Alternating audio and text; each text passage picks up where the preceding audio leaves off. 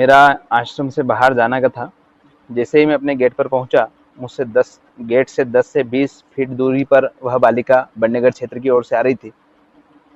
जैसे ही मेरा जाना हुआ, शरीर पर ऊपरी वस्त्र था, नीचे कोई वस्त्र नहीं था। मैंने अपना ऊपरी वस्त्र उतार कर उसे दिया ताकि उसने अपना शरीर ढका।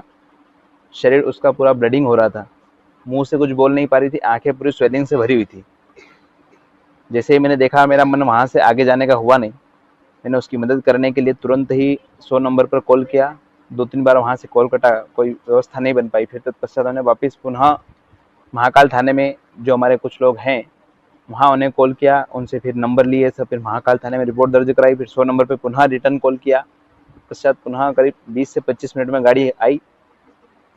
जब तक वह बालिका मुंह से कुछ नहीं बोल पा रही थी, बोल तो रही थी लेकिन उसकी भाषा में समझ में नहीं आ रही थी। मैंने कई बार उससे पूछने की चेष्टा करी कि भाई तुम्हारे माता पिता कौन है, कहाँ से आई हो, क्या नाम है तुम्हारा।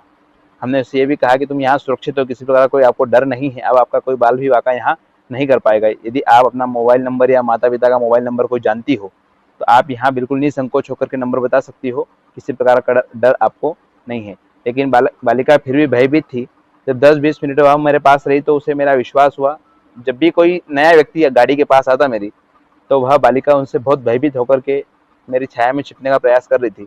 जैसे ही पुलिस प्रशासन का आना हुआ, प्रशासन ने उसकी मदद करके उसे अपने वाहन में बिठा करके वो लोग जो है यहाँ से चरक हॉस्पिटल उसे ले गए।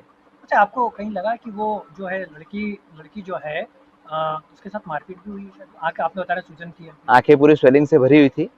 मारपीट का तो मैंने उसको शरीर के ऊपर किसी प्रकार कोई दाग भी नहीं देखा और ना मैंने शरीर के ऊपर कोई दृष्टि डाली।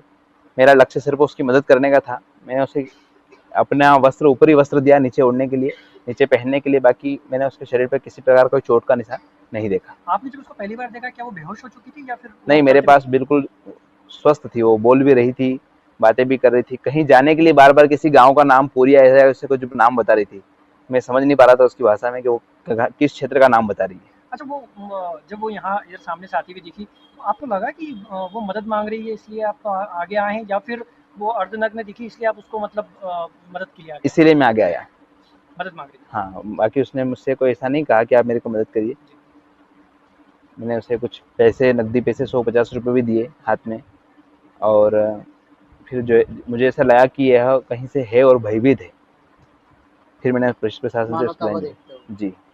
अच्छा, ये जब कितनी बजे की बात होगी आपके पास यहाँ? ये सर करीब 9:30 बजे के आसपास की कहानी है, प्रातःकालीन परसों के दिन की। आपके फ़ोन लगाने के कितनी देर बाद पुलिस यहाँ पहुँची? 20-1 मिनट में 20 मिनट बाद। उसके बाद वो सीधे उनको लेके चले गए। सीधे उन्हें लेकर चले। क्या उन्होंने नाम था मेरा आपका? मेरा नाम आचार्य राहुल शर्मा।